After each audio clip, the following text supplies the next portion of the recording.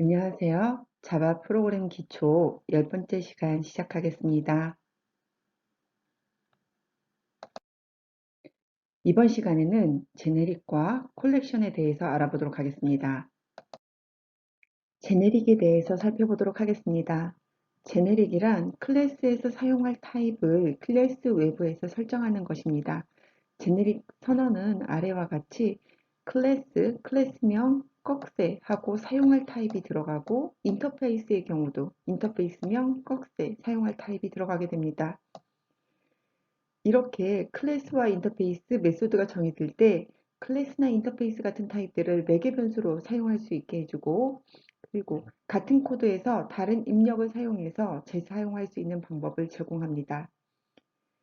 메소드 파라미터와 다른 점은 메소드의 매개 변수는 value, 값으로 전달이 되고 값이고 제네릭 타입의 매개 변수는 타입입니다. 제네릭 사용 시 장점을 알아보도록 하겠습니다. 컴파일 타임에 강력한 유형 검사를 통해 코드의 안정성을 증가시킵니다.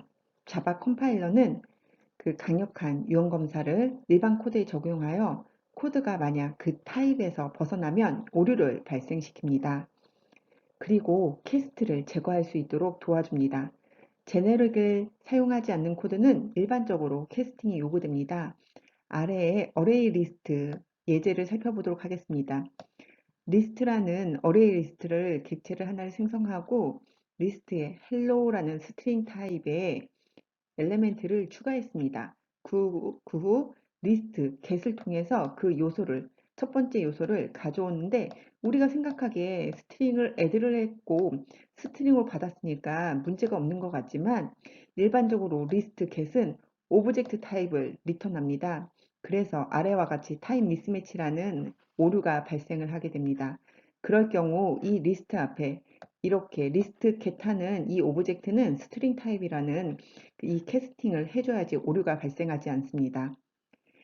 이 오류나는 이 문장을 제네릭을 사용했을 때 어떻게 바뀌는지 알아보도록 하겠습니다. 이렇게 리스트 앞에 꺽쇠의 스트링 형태로 스트링의 제네릭 타입을 선언을 해주고 똑같이 헬로우 요소를 추가를 해줬습니다. 그 후 리스트 get을 했지만 에러가 발생하지 않고 캐스팅하지도 않았습니다. 그 이유는 이 리스트를 스트링으로 사용하겠다고 이미 유형을 지정해 줬기 때문에 제너릭을 사용해서 유형을 지정해 줬기 때문에 에러가 발생하지 않는 것입니다. 타입을 매개 변수로 가지는 제네릭 클래스나 제네릭 인터페이스를 제네릭 타입이라고 말합니다. 우리가 밑에서 그 제너릭을 사용하지 않는 일반 클래스와 제너릭을 사용해서 만든 클래스를 비교해 보도록 하겠습니다. 위에 보면 박스라는 클래스를 생성을 하고 오브젝트 타입에 오브젝트를 클래스 멤버로 선언을 하고 이 오브젝트를 set하거나 get하는 메소드를 선언을 했습니다.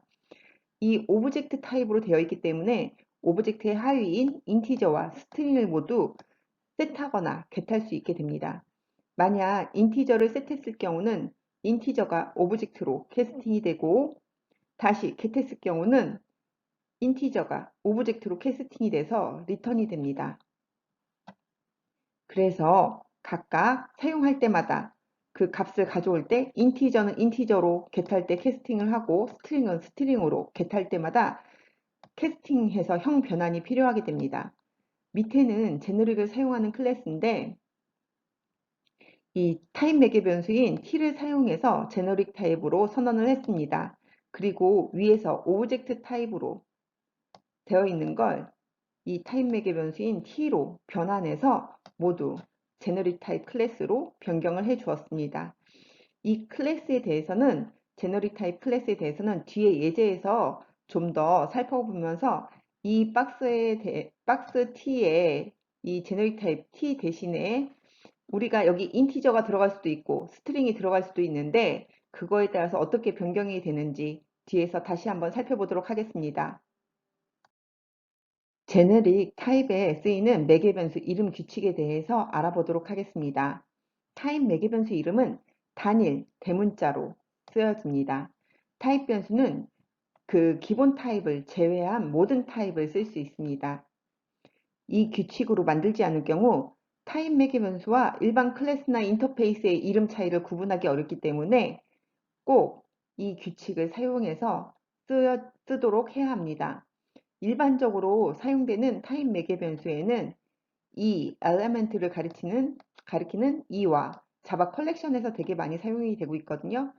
K, key, number, type, value, SUV 같은 이런 타입 매개 변수 이름이 많이 사용되고 있습니다.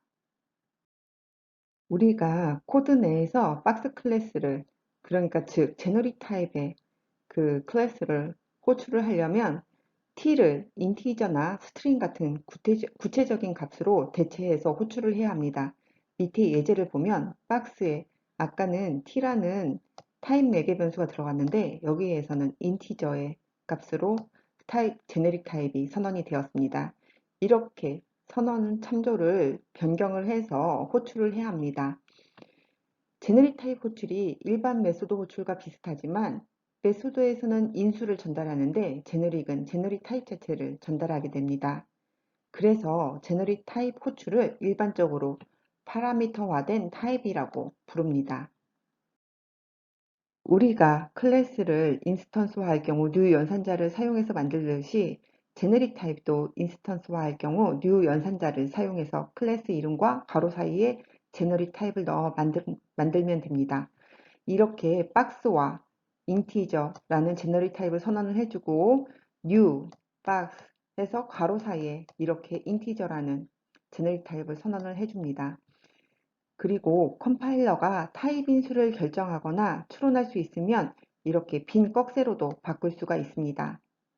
이 빈 꺽쇠를 이런 생긴 모양새가 다이아몬드를 닮았다고 해서 비공식적으로는 다이아몬드라고 부릅니다. 밑에 예제에서 보면 박스, 인티저 위에 것이 다시 한번 쓰였는데 이 앞에서 인티저로 선언이 되어 있기 때문에 뒤에 이 제너릭 타입의 인티저를 생략을 해 주어도 이 박스는 인티저로 쓰여지겠구나, 만들어졌구나 하는 걸 알 수 있기 때문에 여기 뒤에는 빈 꺽쇠로 놔두고 이렇게 선언이 가능한 것입니다. 예제를 살펴보겠습니다. 아까 우리가 그 박스라는 제너릭 타입 클래스를 만든 클래스가 여기 set과 get으로 박스로 만들어져 있습니다. 밑에 예제는 위에서 만든 그 제너릭 타입의 클래스를 콜하는 부분입니다. 박스 데모라는 클래스를 만들고 여기서 박스 t 제너릭 타입 t 대신에 하나는 스트링으로 하나는 인티저로 만들어서 인스턴스화를 했습니다. 박스 str 박스 인트로 해서 이 박스 제너릭 타입을 인스턴스화 한 다음에 위에서는 박스 str에는 스트링이 들어가니까 hello를 셋해준 후 여기 스트링 해서 get 하도록 프로그램 했습니다. 에러가 발생을 하지 않는 이유는 이게 캐스팅 없이 여기에 스트링으로 제너릭 타입을 선언해 주었기 때문에 이 박스 str get 할 때 에러가 발생하지 않습니다. 밑에도 마찬가지로 박스 int에서 set 해서 1이라는 값을 넣어줬습니다. 여기서도 박스 int get 했을 때 int에 이 1이라는 값이 들어오게 돼 있죠. 그래서 결국은 str하고 value의 값을 프린트를 하면 위에서는 hello가 찍힐 것이고 밑에는 1이라는 정수값이 찍힐 것입니다. 이제 컬렉션에 대해서 알아보도록 하겠습니다. 컬렉션이란 여러 요소들을 하나의 단위로 그룹화하는 단순한 객체입니다. 다른 말로 컨테이너라고도 부르고 컬렉션은 집계 데이터를 저장 및 검색, 조작, 전달하는 데 사용이 됩니다. 컬렉션 인터페이스는 이 아래 그림과 같이 셋이나 리스트, 큐, DQ와 같은 모든 컬렉션의 상위 인터페이스입니다. 컬렉션들이 갖고 있는 핵심 메소드를 선언을 하고 있고 직접적인 구현은 제공하지 않으며 모든 컬렉션 클래스가 구현해야 되는 메소드들을 포함하고 있습니다. 컬렉션 인터페이스 메소드들에 대해서 살펴보도록 하겠습니다. 기본 메소드는 사이즈, 컬렉션의 사이즈를 리턴하는 사이즈 메소드, is empty, 비었는지 아닌지 확인하는 거, 그리고 해당 컬렉션이 전단될 객체를 포함하고 있는지 아닌지, add, 컬렉션에 객체를 애드하거나 삭제하거나 아니면 컬렉션의 반복자를 반환하는 이런 기본 메소드가 있고, 전체 컬렉션에 관련된 메소드에서는 대부분 클리어, 삭제, 전체의 컬렉션을 삭제하는 이 클리어를 많이 사용합니다. 그리고 배열 작업을 위해서 이제 to array에서 이제 오브젝트로 해당 컬렉션 요소를 오브젝트 타입의 배열로 반환을 할 수도 있고, 이렇게 제너릭 타입으로 반환을 할 수도 있습니다. 컬렉션의 프레임워크는 그 다수의 데이터를 쉽고 효과적으로 처리할 수 있는 표준화 방법을 제공하는 클래스들의 집합입니다. 즉, 데이터를 저장하는 자료 구조와 데이터를 처리하는 알고리즘을 구조화하여 클래스로 구현해 놓은 것이죠. 이런 컬렉션 프레임워크는 자바의 인터페이스를 사용을 해서 구현이 됩니다. 셋에 대해서 살펴보도록 하겠습니다. 이 컬렉션 중에 셋은 그 중복 요소를 포함할 수 없습니다. 그리고 이 중복 요소를 포함할 수 없기 때문에 그 컬렉션에서 상속된 메소드와 중복 요소가 금지된다는 제한이 추가됩니다. 만약 같은 요소를 포함한 두 개의 셋이 있다면 그 셋의 인스턴스는 같다고 판단을 합니다. 자바에서는 아래 세 가지 해시셋, 트리셋, 링크드 해시셋이 존재하는데 대부분 해시셋을 많이 사용을 합니다. 그 엘리멘트를 해시 테이블에 저장하기 때문에 가장 성능이 좋습니다. 하지만 그 저장된 순서에 대해서는 그 순서가 그 가져오거나 저장될 때의 순서는 보장하지 않습니다. 링크드 해시셋은 뭐 해시 테이블과 연결 리스트를 결합해서 그 원소들의 순서가 이제 삽입되었던 순서와 같이 이렇게 순서를 보장을 하는 링크드 해시셋도 존재합니다.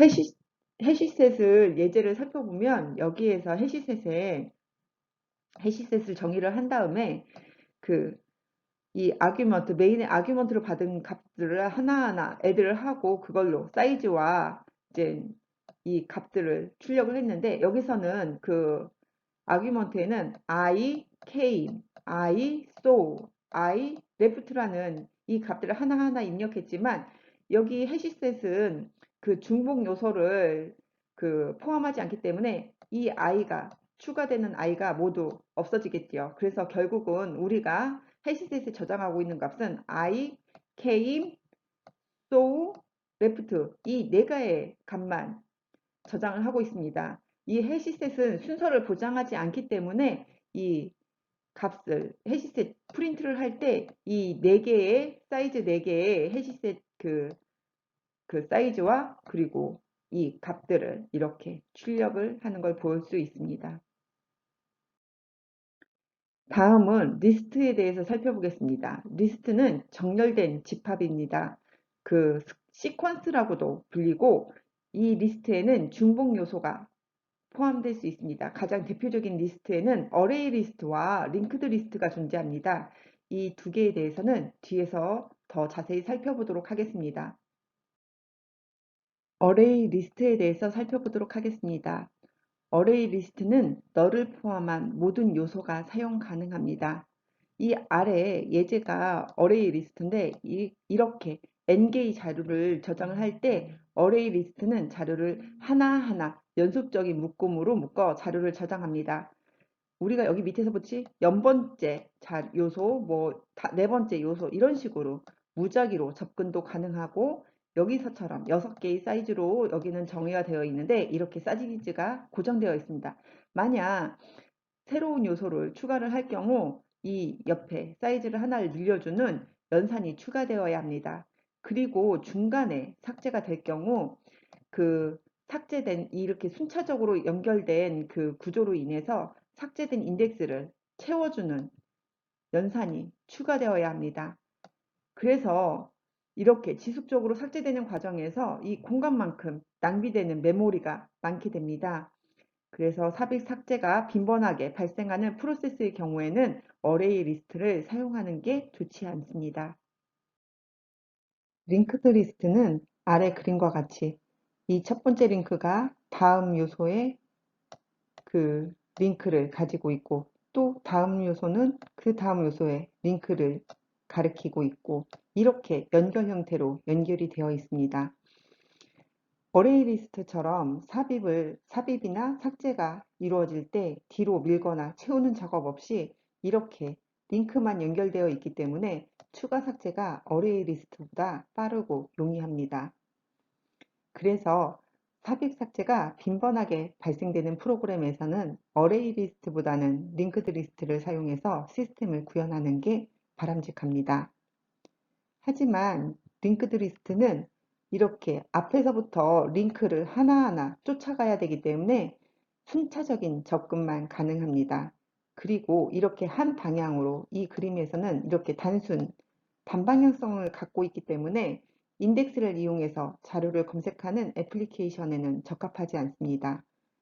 앞에서 봤듯이 어레이 리스트는 그 무작위 접근이 가능하지만 여기에 이 단순 링크드 리스트는 그렇게 접근이 불가능합니다. 그리고 N개의 자료가 저장이 될 때 이 하나하나의 위치가 그 저장 공간에 불연속적으로 저장이 되어 있습니다. 그래서 각각의 링크로 연결돼서 쫓아가고 있기 때문에 이 노드들을 접근을 하는데 어레이 리스트보다는 긴 시간이 필요하게 됩니다. 그리고 아래 그림과 같이 이 참조자를 위해서 추가적인 메모리 할당이 필요합니다. 이 링크드 리스트는 데이터를 저장하는 데이터 저장 공간과 그 다음 데이터를 가리키는 이런 링크 위치가 각각 존재하기 때문에 이 어레이 리스트에는 존재하지 않는 이 링크를 가리키는 이 추가적인 메모리가 필요하게 되는 것이죠. 어레이 리스트 원소 삽입하는 방법을 그림을 통해 알아보도록 하겠습니다. 여기에 6개의 원소가 어레이가 구성이 되어 있습니다. 우리가 만약 이 세 번째 위치에 60이라는 값 있는 이 위치에 55라는 데이터를 삽입하고자 할 경우 이 객체 여기 옆에 하나 배열 요소를 더 저장 공간을 추가로 마련해 준 후 이 각각의 데이터를 하나씩 이 값을 위치해 줍니다. 그러면 이 안에 세 번째 공간이 비게 되고 거기에 이 55라는 값을 애드를 해서 이렇게 배열 어레이 리스트를 만들어 줍니다. 그러면 삭제가 있을 때 이 아까 55 추가된 55를 삭제를 할 경우는 얘를 삭제를 합니다. 그러면 여기에 빈 공간이 발생을 하죠. 그랬을 경우는 또 뒤에서부터 하나하나 또 값을 이동을 해서 이 빈 공간을 채워주게 됩니다. 그러면 여기가 빈 공간으로 남게 되는데 이 빈 공간을 삭제하거나 하지 않고 그대로 빈 공간으로 완료를 하게 됩니다. 링크드 리스트 삽입 삭제에 대해서 알아보도록 하겠습니다. 링크드 리스트 삽입을 할 때는 맨 첫 번째에서는 그 두 번째 링크만을 갖고 있고 그 다음 또 링크를 가지고 있고 이 50번째 요소는 60번째를 그 요소를 가리키는 링크를 가지고 있었는데 이 50과 60 사이에 55라는 요소를 추가를 했을 경우는 이렇게 50의 이 링크 여기 링크가 60을 가리키고 있던 링크를 55를 가리키도록 바꾸고 그리고 이 55의 링크를 60이 가리키도록 그 링크를 변경을 해서 링크드 리스트 삽입이 이루어집니다. 그리고 삭제가 이루어질 때는 여기 원래 이 40이 50을 가지고 링크를 가지고 있고 50은 60을 가리키는 링크를 가지고 있었는데 이 50에 대한 원소를 삭제를 하고 이 40이 60을 바로 가리키도록 이 링크를 연결을 해주면 링크드 리스트의 삭제가 이루어지게 됩니다. 어레이 리스트 예제를 살펴보겠습니다. 여기에서 ARR이라는 어레이 리스트를 생성을 한 후 1부터 10까지 애드를 해줬습니다. 그 다음 프린트를 했는데 여기 보면 1부터 10까지 그 추가된 어레이를 확인하실 수 있습니다. 그 다음 어레이에서 세 번째 인덱스를 리무브를 해줬는데 우리가 여기서 착각하기 쉬운 게 어레이는 항상 인덱스가 0, 1, 2, 3, 4 해서 0부터 시작합니다. 그래서 결국은 여기서 이 하나, 둘, 셋, 세 번째 이 3이 삭제가 되는 게 아니라 0, 1, 2, 3 이 세 번째 요소인 이 4가 삭제가 됩니다. 그래서 결국은 밑에 삭제를 한 후 프린트한 값은 이 4가 삭제된 1, 2, 3, 5, 6 이 나머지 결과값이 출력이 되게 되는 거죠. 그 다음 여기는 이제 이터레이터를 사용을 해서 출력을 하는 이 결과값을 4가 빠진 결과값을 확인하실 수 있습니다. 그리고 링크드 리스트에서도 아까와 똑같이 이제 그 프린트하는 걸 구현을 했는데 여기 링크드 리스트에서는 이제 L 리스트라는 그 변수를 생성을 해서 1부터 또 10까지 그 애드 해주고 출력을 했습니다. 그랬을 경우 똑같이 10까지 들어가는 걸 확인할 수 있습니다. 여기서도 remove 3 했을 때 0, 1, 2, 3 해서 4가 삭제가 되겠죠. 그 다음에는 remove first 해서 0번째 그 원소도 삭제를 했네요. 그러면 1도 삭제가 됩니다. 그래서 결국은 밑에 결과값이 이렇게 2, 3, 5, 6, 7, 8, 9, 10 이 4개가 프린트가 됩니다. 이 리스트, 링크드 리스트에서도 이렇게 이터레이터를 사용을 해서 반복자로 이렇게 출력이 가능하다는 걸 확인하실 수 있습니다. q 인터페이스에 대해서 살펴보도록 하겠습니다. Q는 데이터를 처리하기 전에 잠시 저장하고 있는 컬렉션입니다. 기본 컬렉션 연산 외에 추가 삽입, 제거, 검색 연산을 추가로 제공을 하고 있습니다. 그러면 Q 인터페이스에 대해서 살펴보도록 하겠습니다. Q 인터페이스는 아래와 같이 구성이 되어 있는데 컬렉션을 상속을 받아서 이렇게 오퍼와 P, pull, remove, element라는 이런 요소들이 제공이 됩니다. 그리고 Q는 피포, 일반적으로 처음 들어온 게 처음 나가는 이런 방식으로 동작을 합니다. 이제 여기 그 Q 예외가 프라이어리티 Q를 제외하고는 모두 다 이렇게 피포 방식으로 동작을 하게 됩니다. 그리고 새로운 요소가 추가될 때는 Q의 끝에 삽입이 되게 됩니다. Q에서 제공되는 메소드에 대해서 살펴보도록 하겠습니다.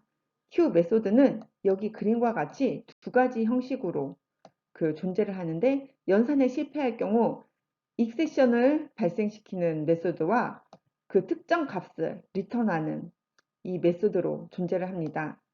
add와 open은 요소 삽입 메소드인데 add는 illegal state exception이라는 예외를 발생을 하고 open은 그 펄스를 리턴을 합니다.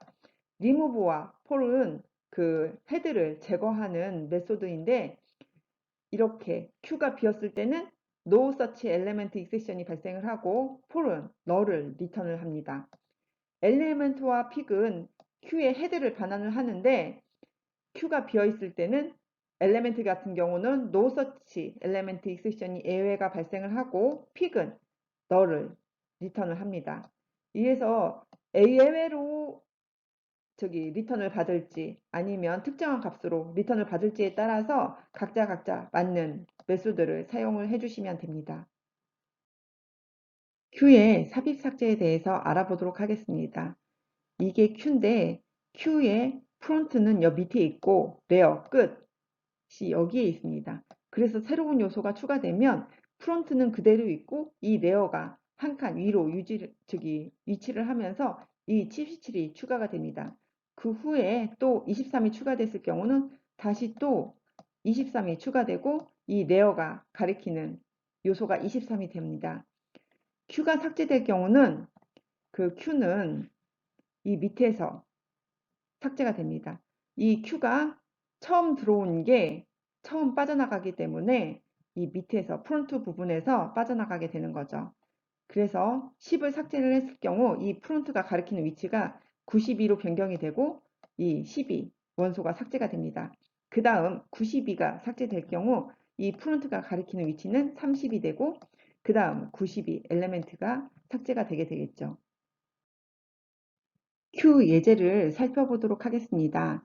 여기서는 링크드 리스트를 이제 Q로 생성을 했는데 여기 아규먼트, 메인 아규먼트에서 주어진 이 값을 여기에서 타임으로 넣었는데 이 타임의 그 값부터 시작을 해서 그 값을 하나하나씩 줄여가면서 Q에 애드하는 포문이 있습니다. 예를 들어서 우리가 메인에 아규먼트 값에 10을 넣었을 경우 이 Q는 i는 10부터니까 10부터 또 하나씩 하나씩 줄여서 i가 0보다 클 동안 포문을 돌기 때문에 10, 9, 8, 7 해서 1, 0까지 값이 q에 추가가 되게 되겠죠. 그 다음 q가 empty가 아닐 동안 화일문을 돌면서 이 q의 값을 하나씩 빼주면서 프린트를 해줍니다. 우리가 이 q는 피포 선입선출이기 때문에 처음 들어간 10이라는 값이 제일 먼저 출력이 되겠죠. 그래서 이런 식으로 10, 9, 8, 7 이런 식으로 이 결과값이 출력이 될 것입니다. 이번 시간에는 제네릭과 컬렉션에 대해서 알아보았습니다. 이렇게 10번의 강좌를 이 수업으로 마무리하게 되었는데요. 물론 이렇게 짧은 시간 동안 자바에 대해서 다 이해하기에는 좀 어렵습니다. 하지만 이 수업을 통해서 조금이나마 자바를 이해할 수 있는 시간이 되었다면 정말 기쁠 것 같습니다. 감사합니다.